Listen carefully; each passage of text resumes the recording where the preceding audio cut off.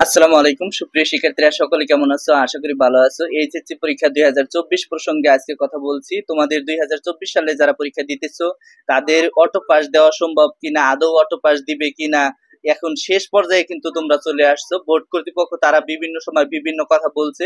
তো প্রশ্নপত্র তৈরি পুড়ে যাওয়া খাতা খুঁজে পাওয়া, ওই খাতাগুলো অটো পাস দিবে কিভাবে, বা পুড়ে যাওয়া খাতায় কিভাবে মার্ক দিবে, 1 মাস পরীক্ষা নিতে দেরি হলে অটো পাসের সম্ভাবনা, এবং অটো পাস ভালো নাকি খারাপ, বা পরীক্ষা দেওয়া ভালো হবে কিনা, মূলত এই প্রসঙ্গে আজকে কথা বলবো।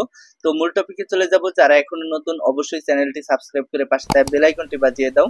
যারা ফেসবুক পেজ থেকে দেখতেছো অবশ্যই ফলো দিয়ে লাইক দিবা, কারণ একটি লাইক আমাকে নতুন আপডেট দিতে উৎসাহিত করে। তো শুরু করা যাক। দেখো, পরীক্ষা প্রসঙ্গে কথা বলছি। প্রথমত পুড়ে যাওয়া খাতা, এখন শিক্ষা বোর্ড বলছে যে পুড়ে যাওয়া খাতা আমাদের পাওয়া কিছুতেই সম্ভব নয়, অর্থাৎ আমরা এটা পাবো না। যেহেতু পাবো না, সেক্ষেত্রে শিক্ষার্থীদের একটাই অপশন, সেটা হচ্ছে ওই পুড়ে যাওয়া খাতায় অটো পাস দেওয়া। অটো পাস দিতে গেলে কিভাবে অটো পাস দিবে?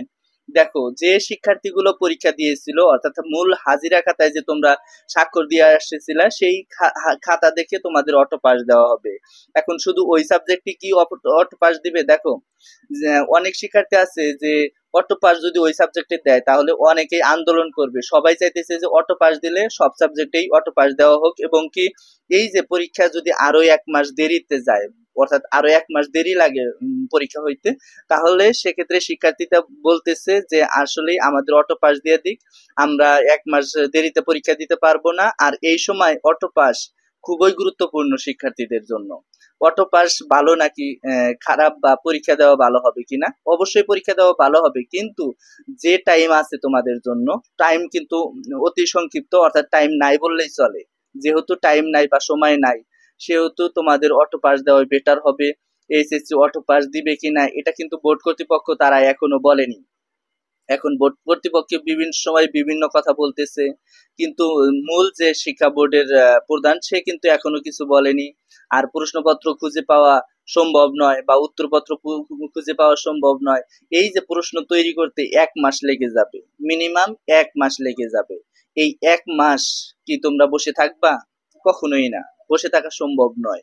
এখন তারা বলতেছে অবশ্যই পরীক্ষা হবে, তোমরা পরীক্ষার প্রস্তুতি নাও। সেক্ষেত্রে আমিও বলবো পরীক্ষার প্রস্তুতি নাও, তবে তোমাদের আন্দোলন চালিয়ে যাওয়া দরকার। এখন অটো পাস হওয়ার সম্ভাবনা কিছুটা হলেও রয়েছে, নাই যে এমন না। শিক্ষা বোর্ড অবশ্যই তোমাকে দেখবে যে তোমরা অটো পাস চাচ্ছ, আসলে অটো পাস দেওয়া সম্ভব কিনা। অবশ্যই অটো পাস দেওয়া সম্ভব। এই মুহূর্তে কিন্তু অটো পাস বাধ্যতামূলক দেওয়া দরকার। আমরা বোর্ডের ইমেইল করেছি বা দরখাস্ত দিয়েছি বা ইমেইলে জানিয়েছি, সেক্ষেত্রে বোর্ড কর্তৃপক্ষ অবশ্যই এটা দেখবে। দেখে একটা বিবেচনা করবে যে তারা তো অটো পাস চাচ্ছে, সারা বাংলাদেশের শিক্ষার্থীরা মানববন্ধন করছে অটো পাসের জন্য, এই অটো পাস দেওয়ার পক্ষেই থাকবে। দেখি কি করে। তো এই ছিল আজকের ভিডিওটা। সামনে সকল আপডেট আসলে অবশ্যই অবগত করব বা জানিয়ে দেব। তো ভালো থাকো, সুস্থ থাকো, সকলের সুস্বাস্থ্য কামনা করছি। ধন্যবাদ সবাইকে।